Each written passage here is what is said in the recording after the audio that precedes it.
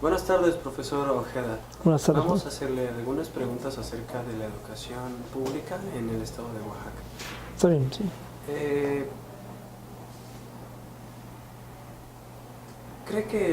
¿Cómo cree que es la calidad de educación pública en el estado de Oaxaca? Bien, buenas tardes. Bueno, mira, la educación en Oaxaca tiene ciertas controversias. Por un lado, Oaxaca ha sido cuna de grandes educadores. Sin embargo, de repente cuando empezamos a observar la estructura educativa en Oaxaca, podemos percibir que esos factores que en algún momento dado generaron grandes maestros en la historia de Oaxaca, con grandes prácticas pedagógicas, que en algún momento dado pudieron llegar a generar toda una visión de sentido, hoy en día prácticamente se han desmoronado por cuestiones meramente ideológicas. Entonces la educación en Oaxaca ha venido de más a menos precisamente porque se ha confundido mucho la educación con la cuestión ideológica. Y es ahí donde podemos ir entendiendo que la educación entendida como ese proceso de humanización, como este proceso en el cual el sujeto llega a generar una conciencia diferente de la realidad para poder transformarla, prácticamente ha venido perdiendo mucha fuerza. Entonces hoy en día hablar de la calidad de educación en Oaxaca es muy difícil porque realmente las personas que tienen la labor de educar a los jóvenes o niños en la ciudad de Oaxaca muchas veces no cuentan con la formación y mucho menos con la vocación para poder realizar una tarea tan especial. ¿Usted cree que las reformas que se han estado haciendo aportan algo a la educación?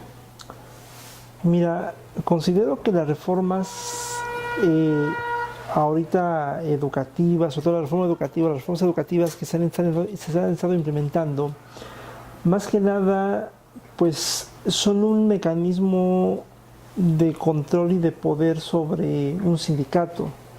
Creo que la reforma educativa auténtica no es una reforma que proceda del propio gobierno. La reforma educativa tendría que brotar de la propia conciencia de los profesores, que realmente son agentes de transformación de la sociedad aquí en Oaxaca.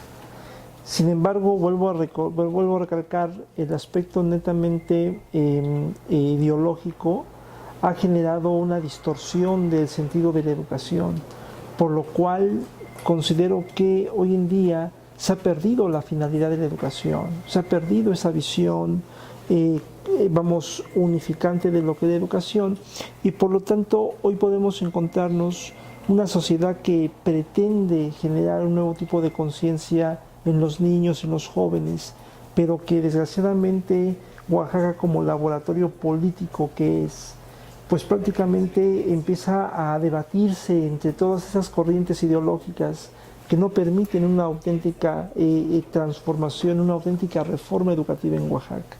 Hoy se habla mucho de la reforma educativa, sin embargo vamos a ver que la reforma educativa de repente pareciera ser una reforma laboral que está orientada a generar toda una confrontación y una desaparición de un sindicato, pero que de alguna manera no genera en sí una reforma total y radical que dé un cambio en la estructura de la conciencia de los alumnos. Es decir, es una reforma que considero que solamente se ha convertido o se puede llegar a convertir en un mero aparato político para poder, en este caso, ir generando una sociedad y sobre todo un campo laboral en el ámbito de lo educativo que pueda llegar, en este caso, a reducir todo este proceso de un sindicato que prácticamente consume demasiado del ingreso de lo que sería el capital del Estado para pagar salarios, pensiones, y creo que hoy en día el gobierno no encuentra una forma más viable de cómo ya no poder contribuir a este pago de pensiones de los gobiernos, y no solo del gobierno, sino de muchas demás instituciones. Y entonces hoy se toma esta reforma educativa como una forma de poder realmente evadir esa cuestión del pago de pensiones, de jubilaciones, y que sin embargo, bueno, pues también puede ser que sea, viéndolo desde otra perspectiva, sea un proceso para generar algo nuevo, diferente en el ámbito educativo. Pero creo que de fondo una reforma educativa primero tiene que empezar por la reforma de la propia conciencia de los profesores, que realmente tienen que entender cuál es la finalidad última de la educación. Habiendo dicho esto, ¿qué elementos deberían de cambiar en la educación pública? Bueno, mira, la educación pública evidentemente que pues tiene muchas aristas que tratar. Evidentemente ahorita se habla de una centralización de la educación, es decir, primero se habló de una descentralización cuando se le dio el poder a la sección 22 y evidentemente, bueno, pues ellos controlaban el IEPO, se habló de una descentralización. Hoy se habla de una centralización, un retorno al centralismo, es decir, el Estado quiere regir a todos los, o el gobierno quiere regir a todos los estados en el ámbito educativo para tener los mismos patrones de calidad, los mismos patrones de incluso o estandarizaciones de progreso, incluso de capacitación.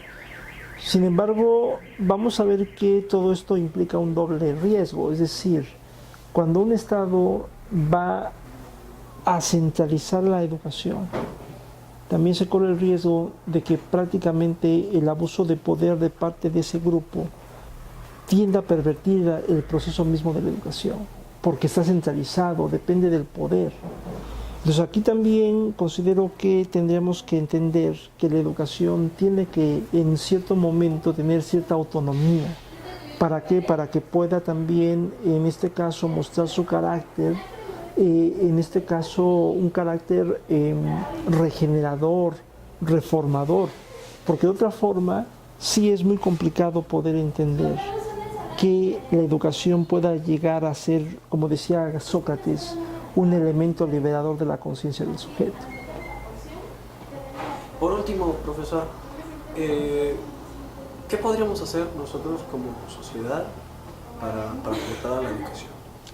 Bueno, pues creo que ustedes como futuros padres, nosotros como padres que ya somos de familia, considero que tenemos que tomar la plena conciencia de la labor que jugamos como ciudadanos, primero también como padres de familia, ciudadanos, como profesionales en los diversos campos de